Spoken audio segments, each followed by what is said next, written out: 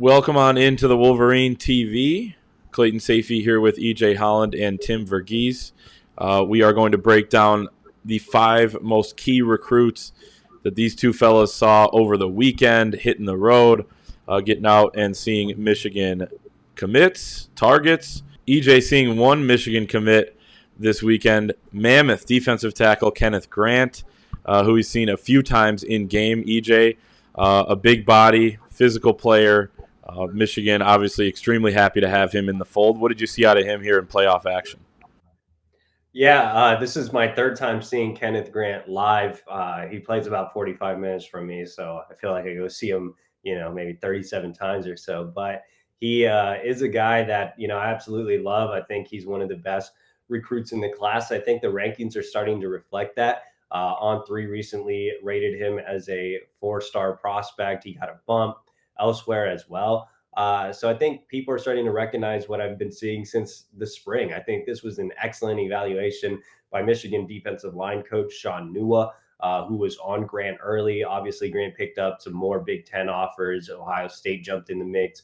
Wisconsin jumped in the mix. Nebraska was pushing hard. But at the end of the day, he felt like the best fit was Michigan. And he is a Michigan kid from a personality standpoint, but also from a scheme fit standpoint. I mean, he is that mammoth nose tackle that Michigan really wants in Mike McDonald's defensive scheme. But he's not just a guy that's a big body that's just stuffing the run and taking out multiple blockers to allow linebackers to make plays and all the cliches you see with these bigger nose types. He's really, really athletic. I mean, he's a dancing bear type. He also plays along the offensive line.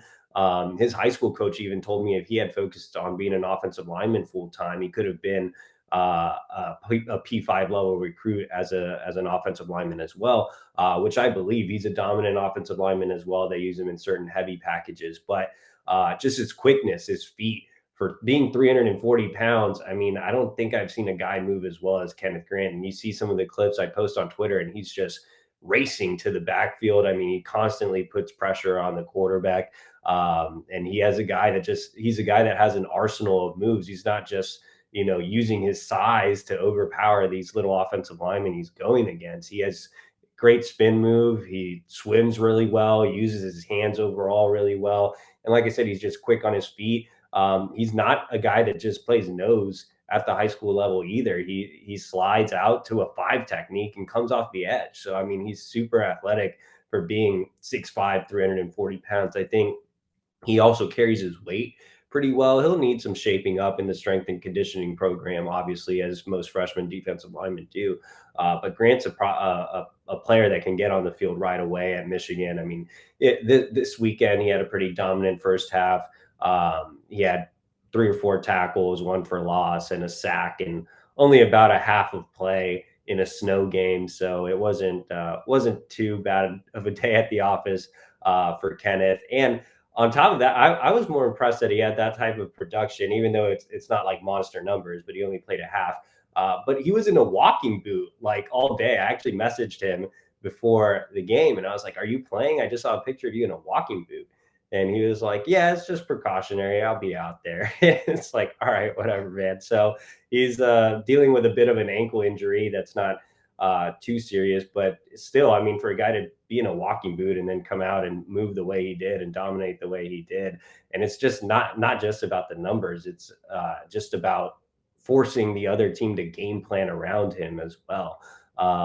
Whether he's getting doubled or getting cut or whatever the case is, the other team's always trying to avoid Kenneth Grant. So despite the ankle injury, I mean, he was as impressive as ever. I mean, it's November. We're all working through stuff at this point, injuries and stuff like that. How was it for you out there in the snow for a snow game? It was fun. I feel like I've gotten used to it. I've been in Chicago for 2 years now, so I'm feel like I'm a Midwest man now. That's fair. Yeah. Jair Hill is the other guy that you saw, athlete in the 2023 class. And then obviously Tim saw a couple guys here in 2022 that we'll talk about. But flipping quickly to 2023, what did you see out of Jair Hill? Yeah, so Jair Hill is a player that Michigan fans really, really need to know. He's actually not ranked by On3 right now, but I would expect that to change soon. He's the guy that didn't start seeing any movement with his recruitment until late September. He's since notched offers from Michigan, Michigan State, Penn State, and a few other major programs. So he's definitely one to watch. He's a junior Olympian, placed fifth in the nation in the 200 meter. Actually placed ahead of a borderline 5-star defensive back in his class, Makari Vickers from Florida. So he has plenty of track speed, and on the field he's extremely productive. He's a guy that not only plays the safety spot, but he plays wildcat quarterback, he plays receiver, he plays running back, and he just makes so many plays with his speed, his athleticism. He has the frame to carry a lot of good weight, and he's a physical striker from the safety spot as well. And a ball. He led at one point he was the leader in the state of Illinois in interceptions. So I think that Hill is another great evaluation by this staff. Courtney Morgan, Ron Bellamy. I was actually told that Courtney Morgan and Ron Bellamy, they were in the office one day and some intern came up to them and was like, "Hey, Illinois just offered this kid, want to watch them?" And they were like, "Sure, we're in the office together." And so they watched his tape for a few minutes and they were like, "This kid's great." And so they called him up, they offered him. So it's funny how kind of, those things work out. But yeah, he's a really interesting prospect in the sense that he fits exactly what Michigan has been looking for at the safety spot the last few cycles. So he's in the same mold from a frame standpoint as a Damani Dent, as a Rod Moore.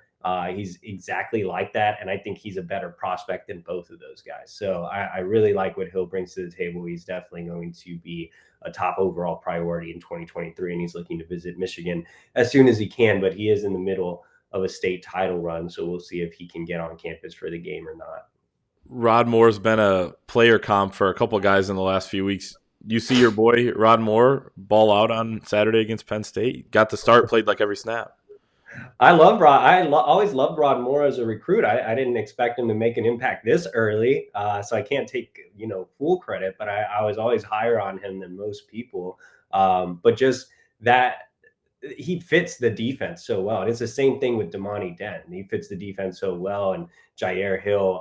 All three of those guys share a lot of similarities, and they have the not necessarily super long speed, but Jair Hill is better at the 200 meter than the 100 meter. And it was the same thing with Rod Moore. He was a little bit better at the longer speed. Damani Dent, too, similar frame. So all these guys are exact fits for what Michigan wants at that spot. Yeah, I'll tell you. Yeah, and Rod Moore, I mean, he was closing, down areas quickly, in coverage. He made a few big tackles, huge tackle on a fourth down in the fourth quarter. So, when you talk about a comparison there and you talk about a guy playing a similar style, that's something that's excelling right now in Michigan's defense. Tim, let's shift over to the offensive side of the ball with Bryce Archie, 2022 quarterback target who Michigan offered just a couple weeks ago out of McKirkin High School in Powder Springs, Georgia, just west, I believe, of Atlanta or east. I was out there for an AAU tournament in the summer. Nice high school.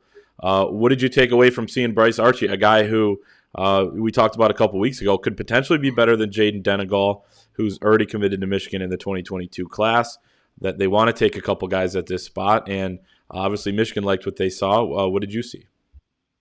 Yeah, so I saw Webb and Archie play for McEachern. Obviously, they first round of the playoffs, they kind of faced some tough competition. I mean, it went to double overtime. They were able to grit out the win.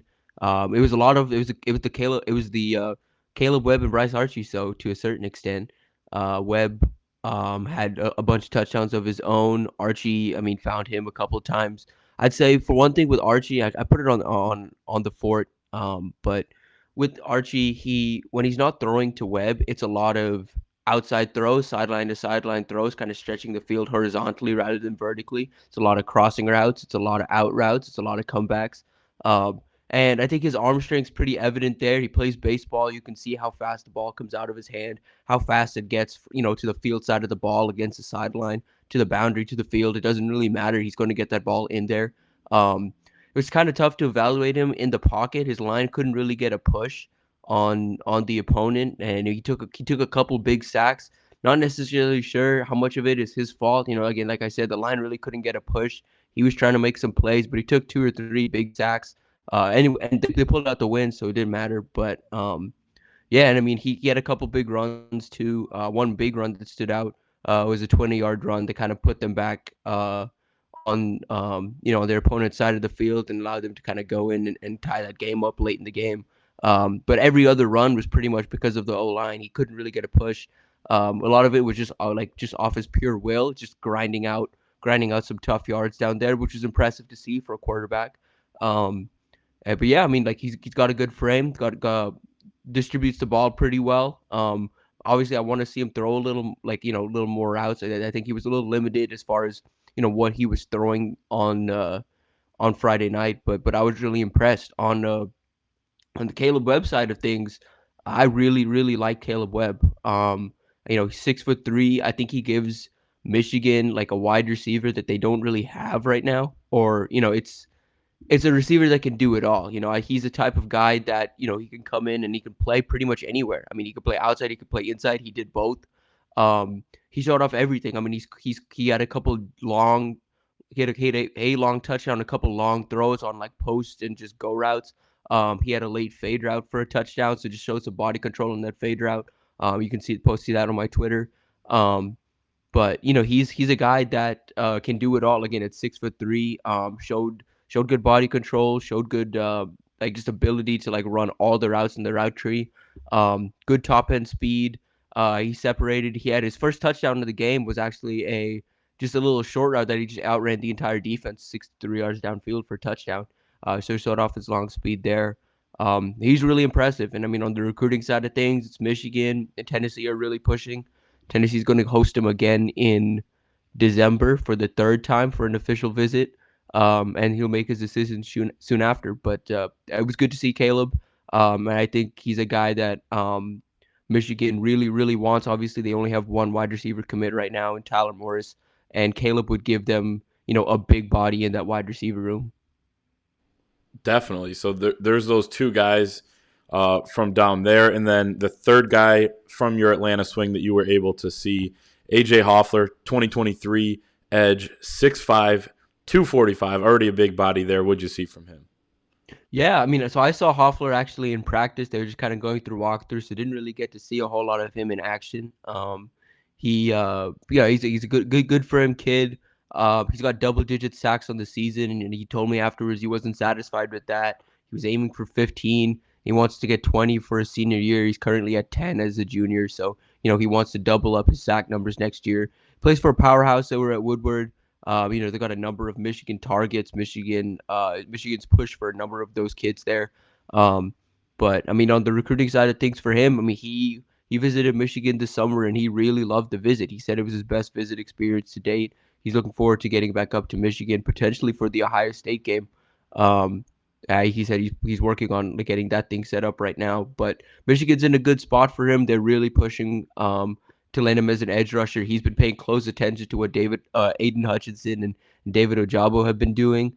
He even mentioned, he's like, I asked him what he's seen from them, and he broke down specific things that he's seen from them that he's trying to add to his game, from the way they play, use their hands, their leverage, things like that. He's really keyed in on what Michigan's doing, what David Ojabo and Aiden Hutchinson are doing, and I think it's the message is being well received both on and off the field for him. When did you talk to him? Exactly. I talked to him on Thursday, so it was before Saturday's game. So I imagine, after Saturday, he probably picked up a couple other things from those 2. No doubt. 5.5 sacks between the 2 of them. They're both leading the Big Ten in sacks, so that can't hurt Michigan's chances with being able to convince an edge guy that they can come in and make an impact. Anything else from you guys on these 5 guys that you saw? I mean, a really good crop, a really relevant crop of Michigan recruits.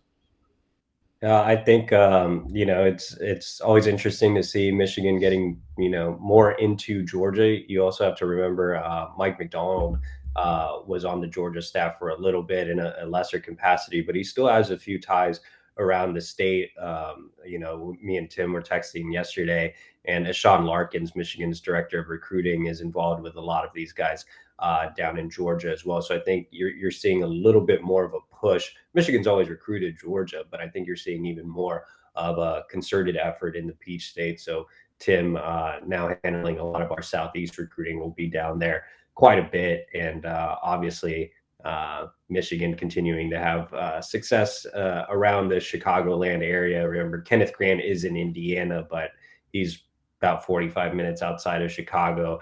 Jair Hill, about the same distance as well. So Michigan continuing to make this area a priority. They're continuing to push for Jimmy Rolder. They've had success in Chicagoland and surrounding areas, landing AJ Henning and JJ McCarthy in recent cycles. So we were both in priority areas and are looking forward to getting back on the road this weekend. Nashville, Louisiana. Nashville has become a really, really interesting spot for Michigan, landing Junior Colson, landing Miles Pollard in back-to-back cycles.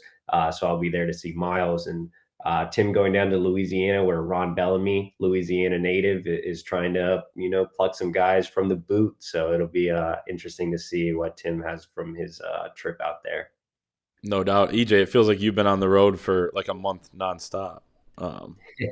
Yeah, well, this trip was pretty close to home, so True. It was exciting. But getting back out of state this weekend and should be good to see Miles Pollard as things have kind of heated up with his recruitment with his recent visit to Auburn.